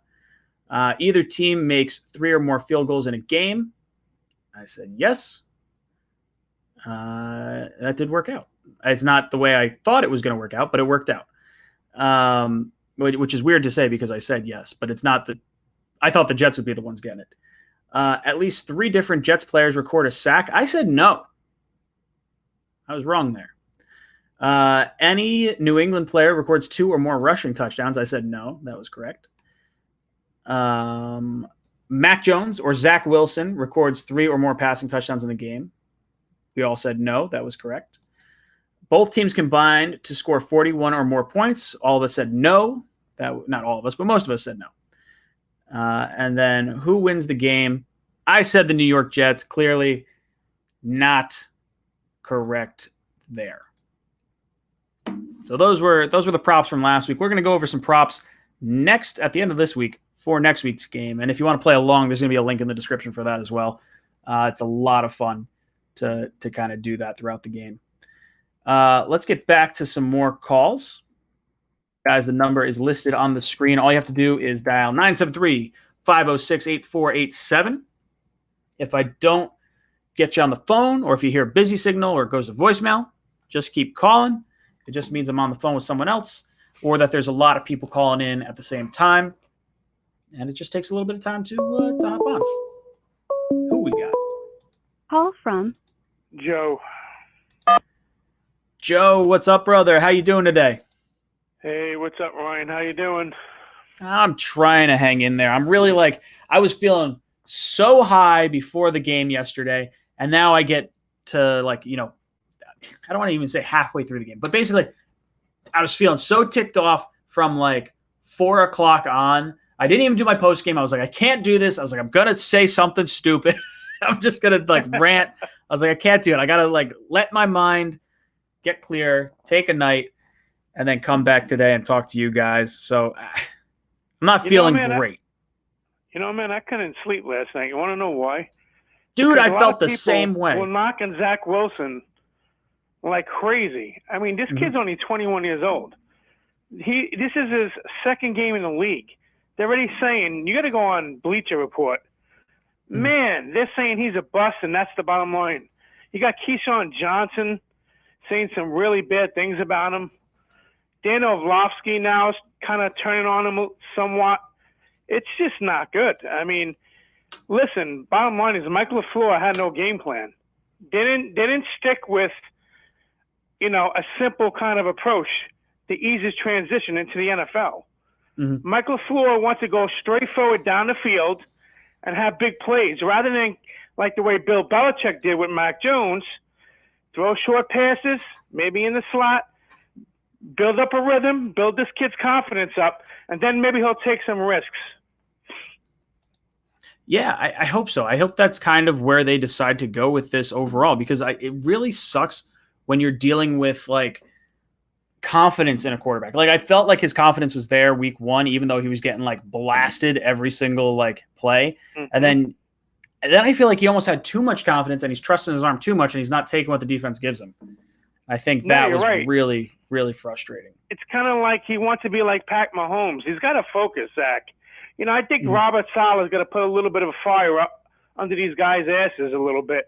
I understand that, you want to do the right thing by your plays and win over their respect, but you got to set boundaries like the way Bill Belichick does. You got to let them know, listen, you're the captain of the ship, and the way you steer it is basically going to, determine whether you're going to sink or not. And, you don't want to put that much pressure on him, but he's got to realize that it's not always just saying, I got to look at the videotape and I got to get better. You gotta go in there and be like an assassin and attack. You can't respect these teams when you go on that field. I mean, in the back of your mind you are, but when you play in that field, you gotta do what you gotta do. If they're gonna give you a 5-yard opening, take it. They're gonna give you a 10-yard opening, take it. That's the way Brady does it. And then if they, once you start reading the defense as well, and you look down the field, there's a 30, 40-yard opening, boom, hit it. You got to put your pride away a little bit. Yeah, no, for sure. And I think there's a lot of hero ball being played, especially yesterday. I think the confidence was so there that he wanted to do the things he was able to do in college and to be able to try and do it, in yesterday's game. And it just starts compounding, especially when the rest of the team played well. Zach, when Zach was drafted, Robert Saleh came out and he said, hey, look, you're not going to lift us up. We're going to lift you up. And yesterday was the lift up, and Zach just tried to put the whole team on his shoulders, and he didn't need to do that. The rest of the team was there. He just had to make the simple reads, not turn the ball over, be efficient. This whole LaFleur offense is supposed to be about efficiency and not turning the ball over. Like, you never see Jimmy Garoppolo with insane stats, but just like really taking care of the football and managing the situations, the downs and distances, and forcing balls are going to get you into trouble in the NFL. Yeah, you know what? There's no doubt about it that will. And let me just say this before I go. Mm-hmm. This kid has got a lot of talent. Bottom line, your number one draft pick, Trevor Lawrence, has stunk it up the last 2 weeks. But nobody's saying anything about him. Oh, he's a bust. Okay? Justin Fields didn't do that good this week. Trey Lance is still sitting the bench.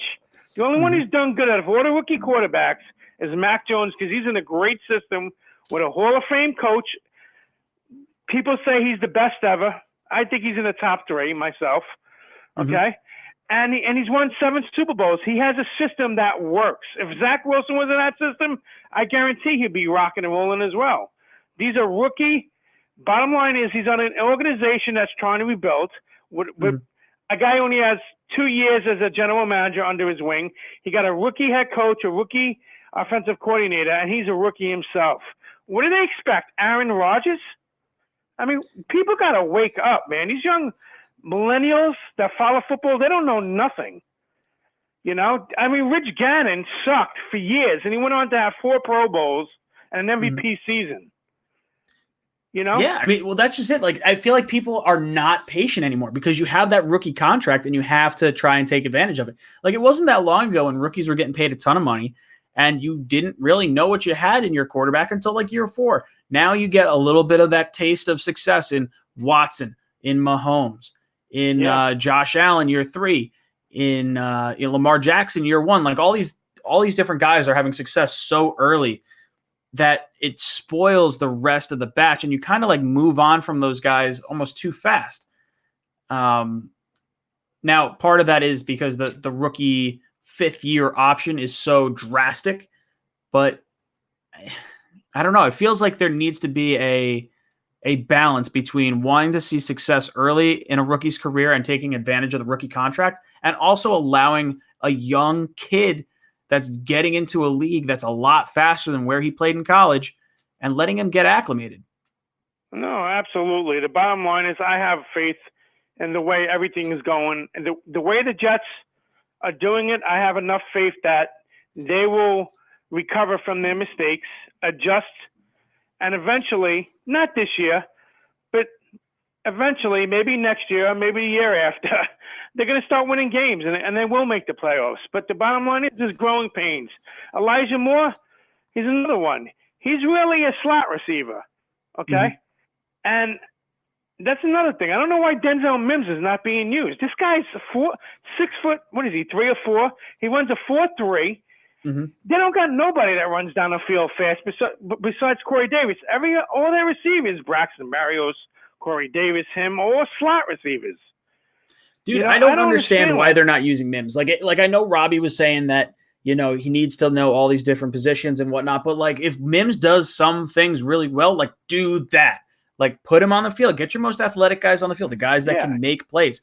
If you're saying your 2nd round pick from last year is 5th or 6th on the depth chart, like, that is scary. Like, it's good we have depth, I guess, but like the dude's talented. You can't tell me that he isn't more talented than a Braxton Berrios or Jeff Keelan Cole.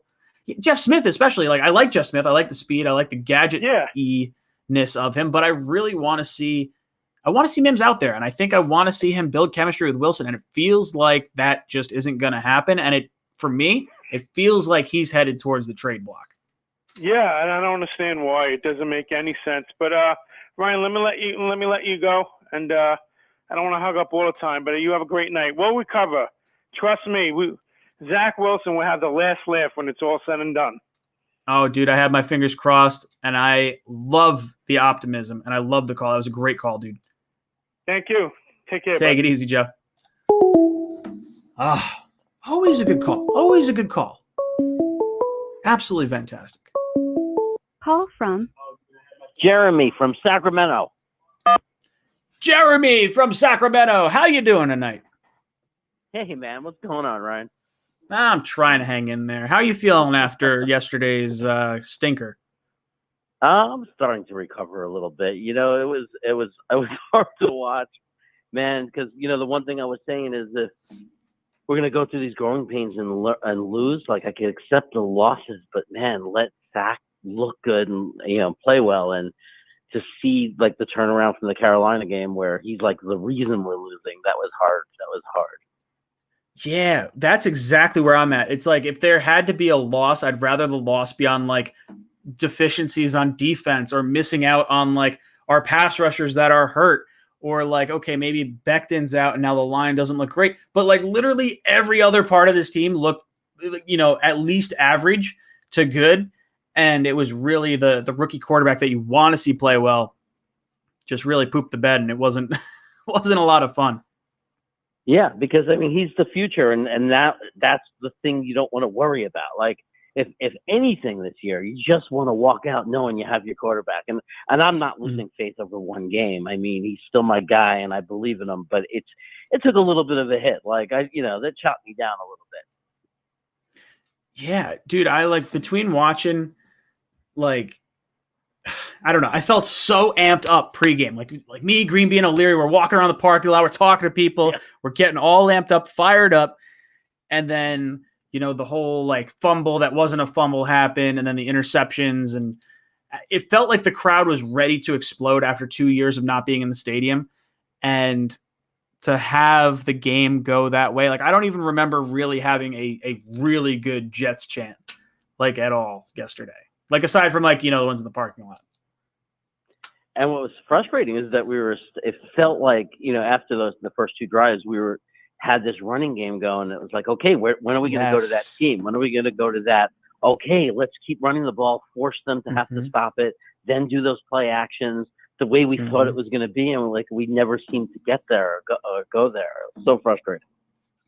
Yeah, we kind of dug ourselves into a hole, and it, then Wilson starts playing hero ball, and then that's just where things just start to compound and really not look great.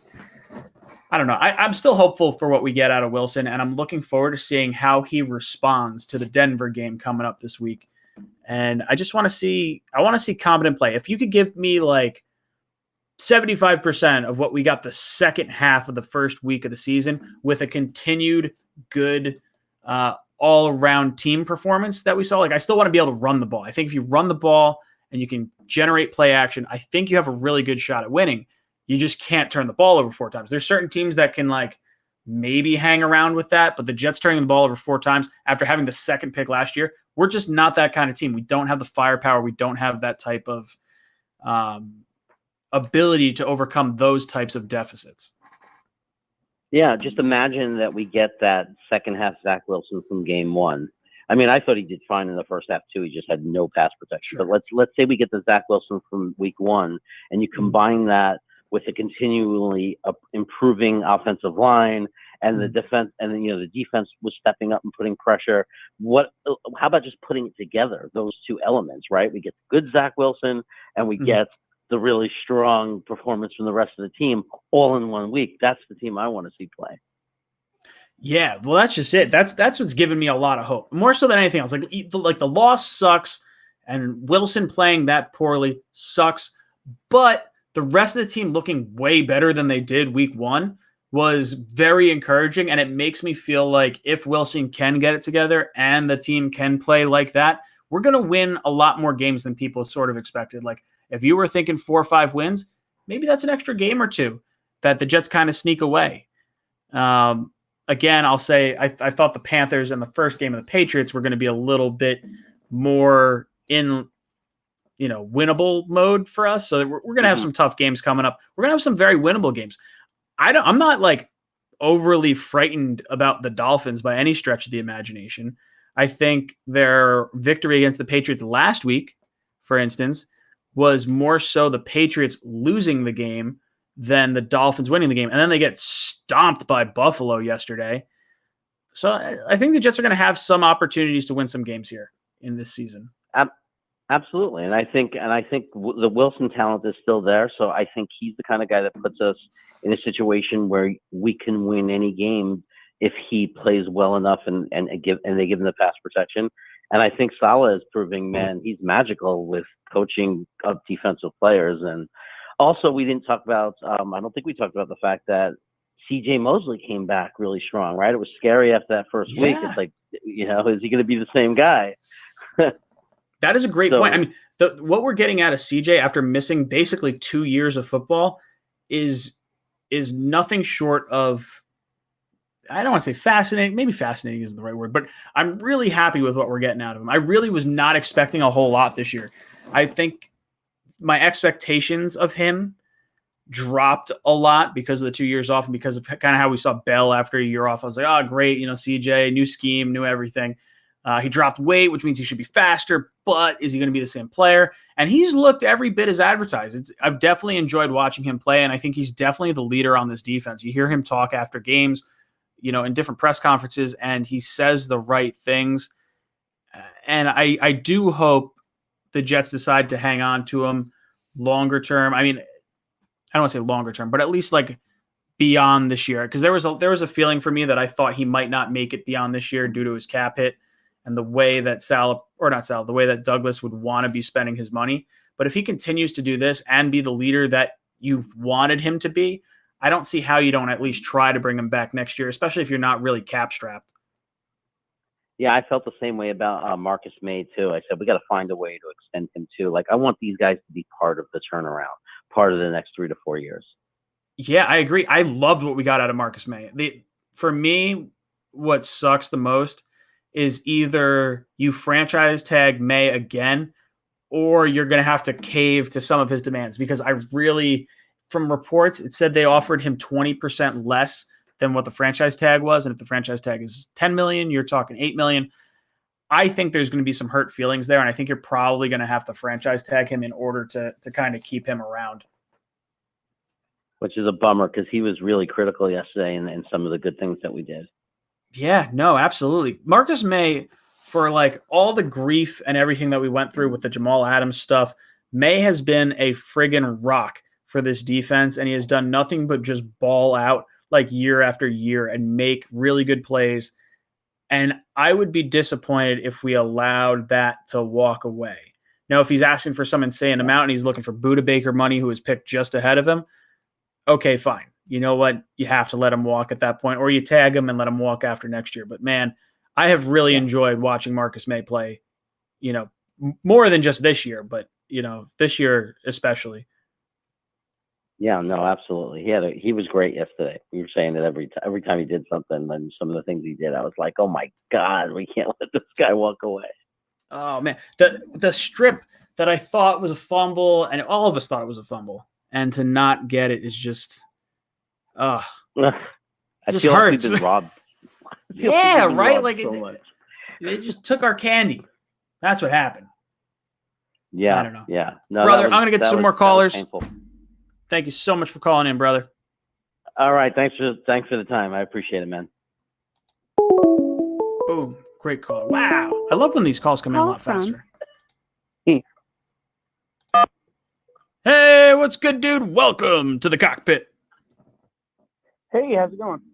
I'm hanging in there, trying to stay positive after everything that happened yesterday. How are you feeling on this sad Monday? Pretty good. It's a rookie, so week 2 isn't really killing me. Yeah, we have to keep that in perspective too. It's not like we were expecting to win a ton of games this year, and you have to remember Wilson is coming from a very favorable situation in BYU, so going to the second worst team in the league is going to have a little bit of growing pains, especially when you're going against a top-level head coach in Bill Belichick, who has basically every rookie quarterback's number that he goes up against. So those are like the little things that I'm hoping are I can kind of hang my hat on. Okay, so let me know what you think about Mike LaFleur with Wilson. Do you think it's more or less Wilson's fault? Because he was he was a little bit gunslinger like, where he was trying to make passes that I didn't feel like they were there, but. I felt like, is it more play calling, or do you think it's more him making throws that just aren't there to try to kind of showboat a little bit? So for me, yesterday was more about Wilson making mistakes, because there were plays that I saw when Wilson was just throwing interceptions, like the was the third interception, I think. Was the third interception the one with Corey Davis that tipped it? The ball was just a little too high. I think that was the third one. I could be wrong. Maybe that was the second. But he had an underneath route.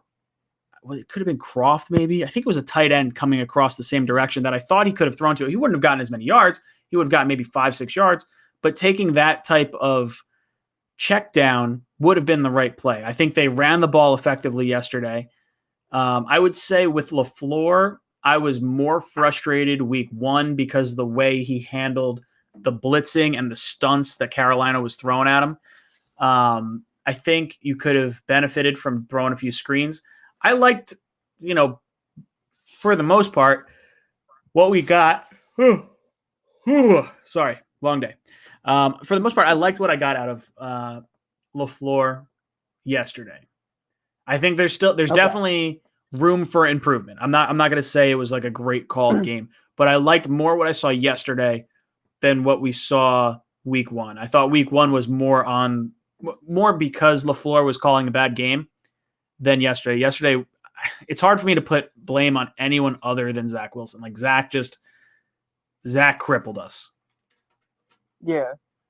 Especially with it didn't seem like a game that was far out. It seemed manageable. Like if Mac Jones didn't do anything special. Mac Jones, to me, he's a good quarterback, but he's a quarterback where it's like, as long as he makes the right passes with a good head coach who knows if you throw to the right places and you have the right receivers in front of you, it's going to be okay. And I feel like they were trying to force things that just kind of weren't there. And I don't know. I feel like it's more on Wilson. I think yesterday definitely was. Now, I think we'll get a better idea of who LaFleur is by the bye week. What is it? Week 7, I think, is our bye.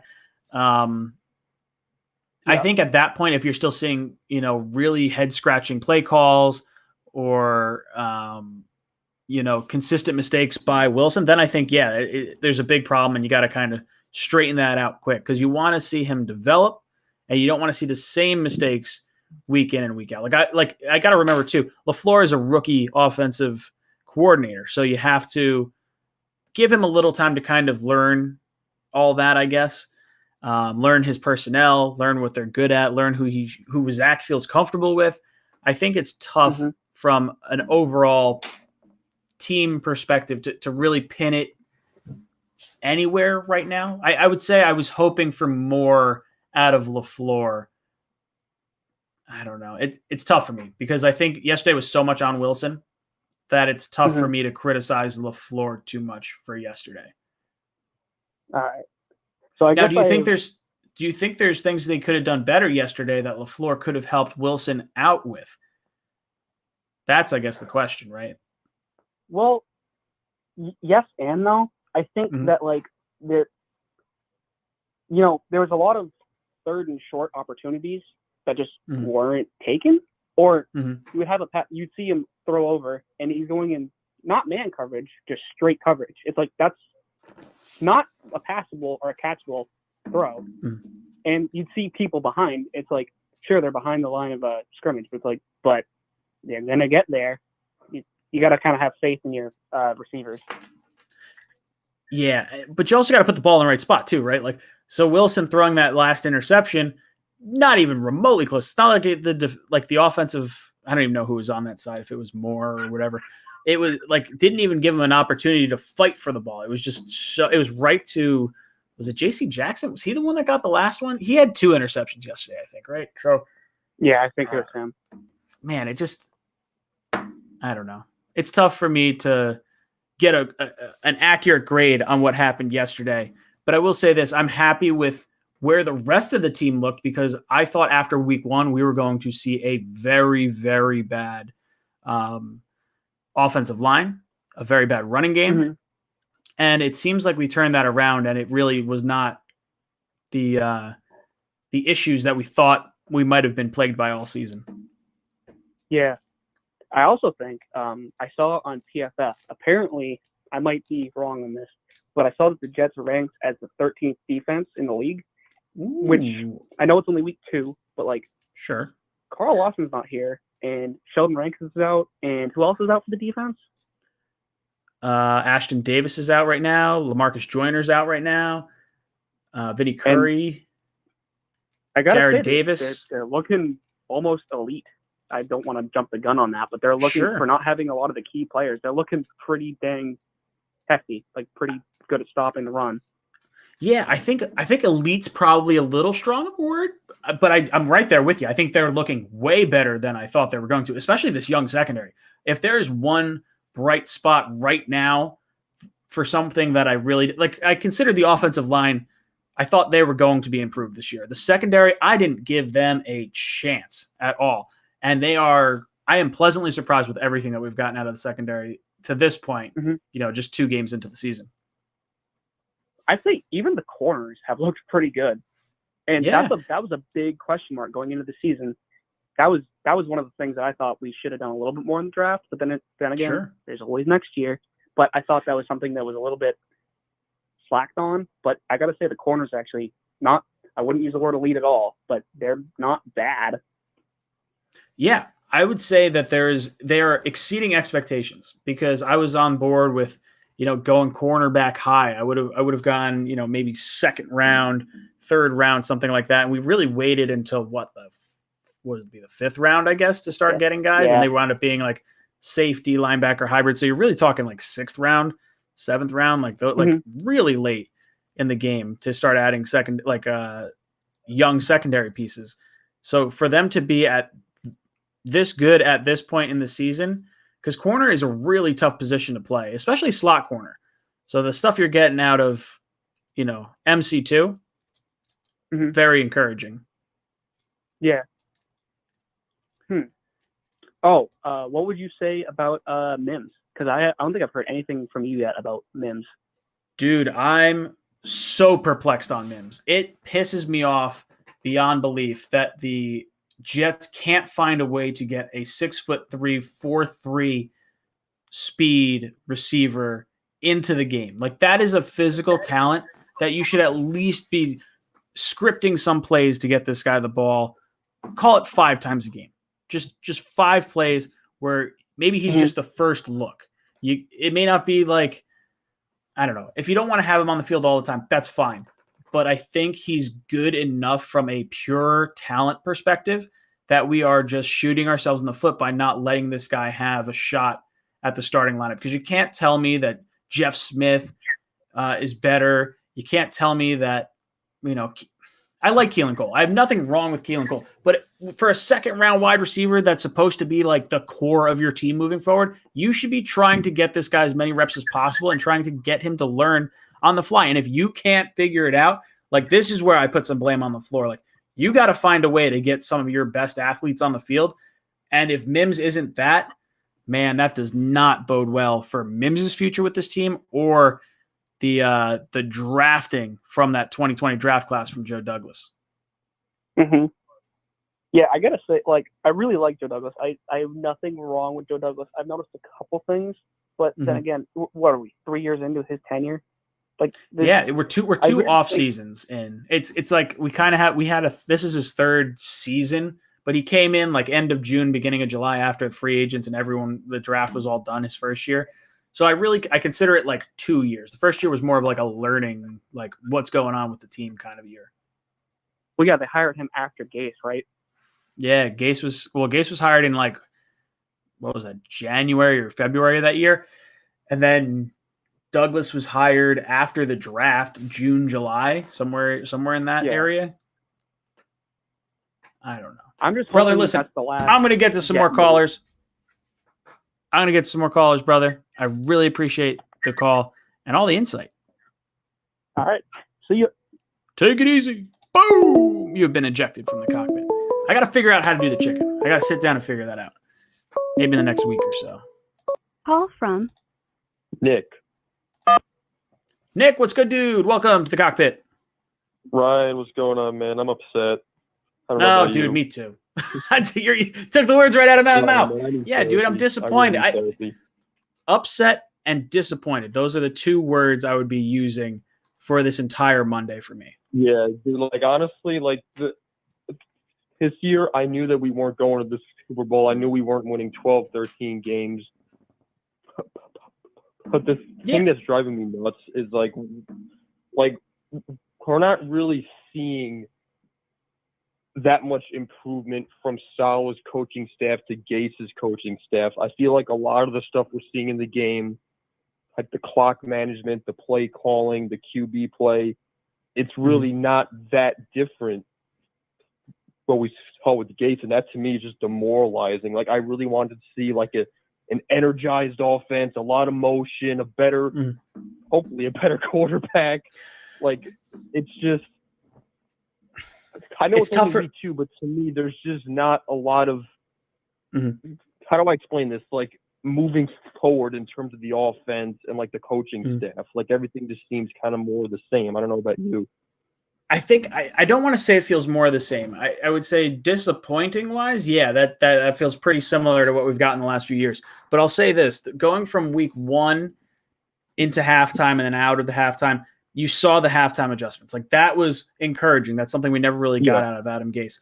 Then this week, all the areas that were deficient in game 1 played well. I thought played well enough to win yesterday. If Wilson has at least an what I would have called an average game. If you put Wilson from week 1 into week 2, I think the Jets are competitive and I think they make it a game. Oh yeah. It's tough. It's tough to really like get a feel for it all the way around because I think this team will be better. Like it feels better coached.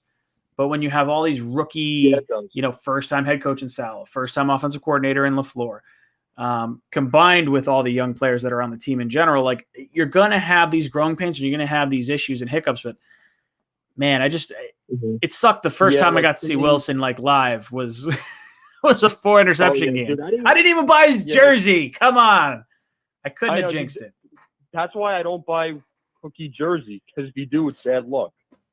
Like Matt O'Leary needs to understand if you buy a rookie jersey, they're not going to be good their first year. Oh, dude. O'Leary, I was talking to O'Leary. I don't know if you know this. He bought 3 jerseys this year. He bought an Elijah Moore. Did he buy a Lawson jersey? He bought a Lawson jersey, and then he got injured like 2 days later. Yeah, he was so sour about it. I think he got the jersey the day it was announced that Lawson was hurt. I think that's what wound up happening. Yeah, I think he bought Elijah Moore. And what was the third one? He bought three jerseys, and I'm losing track of who that third one is. He told me, was it Wilson jersey? I want to say it's Wilson, but I don't know if it was. That feels maybe not. I don't know.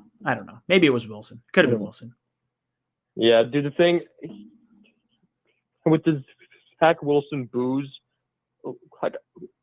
in my opinion, I really don't think it was like totally directed towards just Zach. I really think it was just the overall frustration of like a loud crowd and energized crowd, paid a lot of money to be there, and a lot of hours driving, the tailgate, everything. And to get that kind of performance is just really demoralizing and frustrating. And we're all so like hungry to finally beat the Patriots for the first time in like what 5-6 years it's been. It feels like it's been a while. I don't know.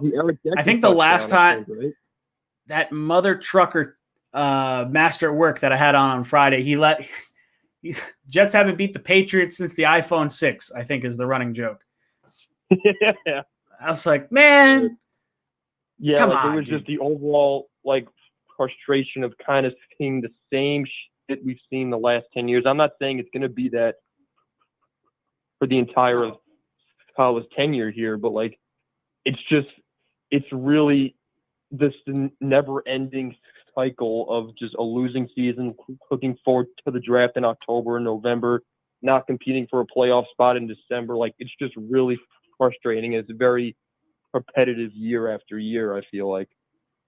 Yeah, I want to feel like we've turned this ship around, and I feel like we haven't really had that type of feeling. Like, even back in 2015 when we were going on that potential playoff push, it felt like a house of cards. Like, it didn't feel like we were going to get the it didn't feel like we were going to have the long-term success. Like, you knew Fitz was going to fall apart. You knew this wasn't sustainable. There were certain balls that bounced certain ways that we got wins in that we probably shouldn't have. But man, yeah, I want some success. I really do. I just want to win a goddamn game. Yeah. And if you don't mind, I'm going to just rant quickly here on the Denzel Mims situation. Go for it. Fire away. Can someone please explain to me what the logic or benefit is to having him inactive? Like, I understand him not starting. He's not the best scheme fit. But, like, to have him completely and utterly inactive, Ryan. Inactive. Dude, the second I heard that, I turned to Matt and Greeby and I was like, you've got to be fucking kidding me. I was like, no way. Come on. Ridiculous. Like, he's way too athletic to keep him on the sideline. And, like, we're already hearing rumblings of this guy being upset and disgruntled. Like, it's only a matter of time before he asks for a trade. Oh, yeah. And what are you going to get? You're going to get pennies on the dollar. You're not going to get anything from him. He hasn't shown enough to get you at least a second-round pick. So, like, if they do want to trade him, at least have him on the field so teams will be able to see what he's all about instead of just trading an unknown. I mean, you're not going to get more than a fifth or sixth rounder, even that. Yeah, and it's really not worth trying to trade him at that point. I'd rather, if you're telling me I could get a fifth or sixth rounder for him, I'm letting him sit and I'm going to let him learn the whole offense and hopefully get him on the field. Like, the value that he could provide is so much higher than the value you'd get out of any pick you'd get in return for him right now, I think. Okay, like, dude, like, college football players have to play with pro football players in order to get better. Like, how do you expect Mims to get any better if he's not on the field? Like, I don't understand the logic. Like, oh, he has to work harder. He has to get better. He has to learn the offense. He has to get better at his routes. Well, have the fucker on the field. I don't understand. It's ridiculous. And I love Saleh. I love LaFleur. I love the coaching staff. I love the direction. But, like, there has to be something going on behind the scenes that we don't know about, because I really have never seen anything like this. A 6'3", 4'3" speed receiver that just can't be active on game day. I don't understand it. Especially when he has been active. I feel like every time he's on the field, he's making a play. Like, maybe it's not like a super crazy play. Like, I felt like last week's, 40-yard catch was nothing special, but, like, he got behind the defender and, maybe something he did, maybe it was a subtle head nod or something, caused the defender to just whiff on it. But yeah, look, the guy makes plays, and he made plays last year when he was on the field when he got his opportunities. I don't know. I think the Jets are not using him correctly, or I don't know. Maybe he pissed in someone else's Cheerios and they're upset with him. That's all I could think of. Yeah, it's just weird, man. All right. Brother, listen, I'm going to get some more calls. I want to thank you so much for calling in. Okay, have a great night, man. Have a good one. Thanks for having me. Take it easy. You've been ejected from the cockpit. Natra Brown drops in the super chat, says Zach Wilson is deleting all the comments on his Instagram page talking about his game and always looking for the highlight pass. Shake my head. Hope he isn't hard-headed. I think part of that is, like, I don't think it's him. I don't think he's hard-headed. I think it's seeing a bunch of negative comments and realizing, like, hey, look, I don't need to be listening to this kind of stuff. I can get this out of my head. And if you're not harping on it, I think that's a good thing. You want to learn from it, but you don't have to drown yourself in negative comments, because when you're playing in New York, there's going to be a lot of negative comments. The sports talking heads, the stupid guys on YouTube like me getting upset. There's going to be a lot of people all around the New York marketplace that are going to give you a bunch of hell. And when you're the number 2 overall pick in a very popular franchise in a big time market, you're going to get, the trolls from underneath behind their keyboards, just clickety clacking away. Like, yeah, no reason to harp on the stuff that internet trolls say. I like that he's kind of getting rid of that. Earlier this stream, we showed some of the props that were available on WinView. Let me get back to. Sorry, should have had this queued up already. Our buddies over at WinView have a special offer. WinView.tv/Jets Talk. This episode is brought to you by WinView Games, the nation's sports prediction leader and home for pregame and live New York Jets prop contests. I know all you live and breathe Jets, so if you want to put that knowledge to the test, download WinView right now. WinView.tv/Jets Talk. That's WinView.tv/Jets Talk to play against other people in free or real money contests. Play your first $20 risk-free with Jets contests every day until the end of the season. I know this app is for you. Guys, it has been a lot of fun with the prop contest. We go over them at the end of the week, and we come back and revisit it on the Monday show just to see how things shook out from the week before. Now, for our other sponsor of the show, we'll be right back after these words from BetQL. Want to get an advantage over your sportsbook? You need to download BetQL, the only app you'll need to make smart bets. Their Best Bets computer model scans over 350,000 unique bets per year to give you the best bet recommendation for every game across all major sports and gives you the reasoning behind why you should place the bet. Their model covers everything from spreads, over-unders, and player prop bets. Don't want to use the model and prefer to do your own research? BetQL has all the necessary tools for your research needs. There's sharp data so you can see who the pros are backing, line movement so you can jump on betting opportunities in real time, team summaries highlighting previous success against the spread and over-under, and team lineup breaking news and injury status updates. Plus, you can save all your picks in one place to track your success and winning streaks as well as view your rank on their leaderboards. Head to the App Store or Google Play Store now to download BetQL. You can also head to try.betql.co/jetstalk to get started now. Enter discount code JETSTALK at payment checkout for 25% off any of their subscription offerings. You can find all this information in the description of this video. Make sure to check out their BetMGM offer in the description in order to receive a free year of BetQL. Also check out their sportsbook offers page if you live in any of the eligible states to claim free offers upon signing up for one of the many sportsbooks listed. Don't miss out on your chance to beat your sportsbook this football season. All right, guys, we have about 10 minutes left in the show. So I want to see if we get 2 or 3 more phone calls in here. I want to hear your thoughts on the game, what you want to see moving forward.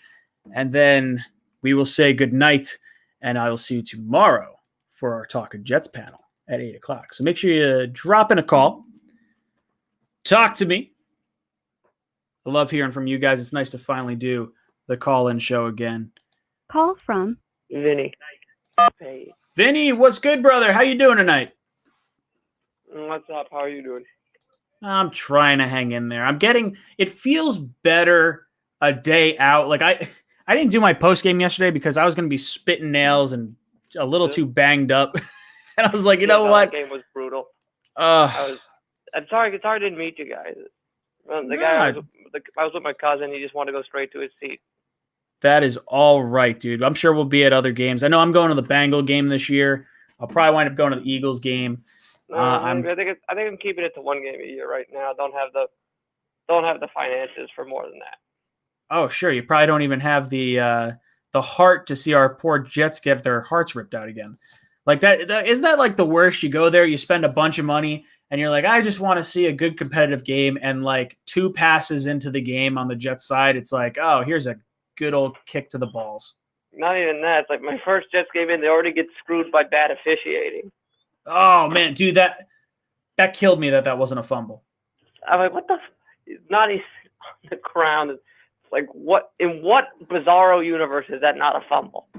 Dude, if it was anyone other than the Patriots, I'd be like, all right, well, whatever. But the Patriots and officiating, I'm like, it's rigged. Something's going on, and I don't like it. This isn't right.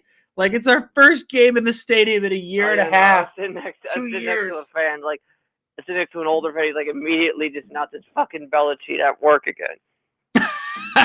Someone's slipping hundreds to these refs as they run down the sidelines. This jerk. I don't like I mean, it. He I should know have on the swallowed bright his whistle. side, everything works but the quarterback. Well, that makes me feel good, right? Like that's the whole benefit to yesterday's game was that at least the rest of the team looks competent. Like, was it Carolina just completely throwing us off our game, or will we see more of what we saw yesterday from the rest of the team? And we just, hope that Wilson plays better. Because if that's the case, the Jets are going to be a little bit better than a lot of people expect. New pieces, first time in. I think just a lot of inexperience also on the coaching staff side because they played a lot sharper in the second half of that first game. So I think they're just settling in, getting used to everything. Yeah, I think that's what it's going to be. And I think some of it is learning your personnel and how they play together and how they reacted to certain situations. I think having a young team, it's hard to know exactly where they're going to be. And then someone like, having the rookie quarterback, that's the biggest thing. If you could have a quarterback that's consistent and know what to expect from that guy, it's going to make your job a lot easier as a coordinator. You have Wilson, you're trying to call plays the right way, and he's playing hero ball. Look, LaFleur's not totally... My cousin was just livid when he didn't run for the first down. Oh, that gets me too. I feel like if you have the open grass in front of you and you're not going to take a big shot, just take the easy yards. Down, then you get like 3 more tries. You're gonna get at least 3 more tries to get the ball down the field. Yeah, I feel like that's something that Sam with the Panthers and Mac Jones with the Patriots, they did, and they understand it. They're like, hey, we're going to take what the defense gives us. We're going to live to fight another day. We don't need the 30 or 40-yard completion. If we can get, 4 yards at a clip, you're going to have a first down after 3 plays. I just think it's a learning experience. To quote the best line from the worst Star Wars movie, do you want me to do it in the Yoda voice or not? Oh, you can't hype up the Yoda voice and not do it in the Yoda voice. So let's do it. All right, hold on. Give me a second. It's going to take. The greatest teacher failure is. I love it. I love the Yoda voice. I bet it's honestly true. It's a learning experience. All the other rookie quarterbacks that week sucked. So it's nothing different than people talking about Sam lighting it up. He's 3 years in. He has a better team. And it was the biggest thing for moving on for him was the contract because you can't build a team while paying a quarterback $30+ million. Yeah, look, the contract is tough. And what kills me right now is hearing all the Jet fans that say, oh, we should have kept Sam and you should have moved on, or you should not have taken Zach Wilson. And it could not be, for me, it could not be a worse thought process right now. Like everything I saw from Zach week 1 led me to believe okay, we made the right decision. Week 2, he throws the interceptions. Okay, that sucks. Let's see how he rebounds from it. Because I've seen how Sam handled that in that sort of same situation, and it kind of got to him. So let's see if we can bounce back from this. Let's see if the coaches can get in his ear, watch some tape, see what he did wrong. What was that? What's next week's game? Is that Denver? We got Denver in Denver. Oh, that's gonna be tough. Yeah, that's a tough defense, and going away too. I don't know. I think there's going to be a tough game, but at least after that we got a easier one. The Titans. Oh yeah, an easier game in the Titans. No way, dude. If we want to win a game, I feel like it should be Denver. Teddy Bridgewater doesn't really scare me. He's efficient with the ball. But I think if there were, I don't want to go, not that I'm super frightened of Ryan Tannehill, but I'm deathly afraid of Derrick Henry and what that Titans team can do. Their defense is terrible. And remember, wasn't it their lineman that got bitch slapped by a defensive back? I have no idea. I did not see that. Oh, the video of their lineman, he gets owned by a defensive back. It's hilarious. Oh, I'll have to look it up after this. No, I mean, if you're asking me, I would pencil the Jets in for a loss against the Titans. I think we have a shot against Denver, but we can't play the way we did because their defense is so good. Well, I think they're going to be a lot more conservative with the ball. I think probably a lot more cautious. Take the shots when they can. Probably keep it to avoid to avoid the Denver defense. Sure, absolutely. Vinny, I love you, brother. I'm going to try and get to another caller before the end of the show. All right, peace. Take it easy. That was Vinny. I see you guys talking about the Jets fan booing Zach. If Zach Wilson doesn't want to get booed, don't throw 4 interceptions. If he is going to let the booing get to him, then he is not strong enough to make it in New York. That is my take on that. So, yeah, play better. You won't get booed. From Scott. Scott, what's up, dude? Welcome to the cockpit. What's going on, Ryan? How you doing, brother? Hanging in there. I don't know if you heard my comments just now, but I heard a lot of people talking about Zach Wilson getting booed. What are your thoughts on booing the rookie quarterback in his first home game?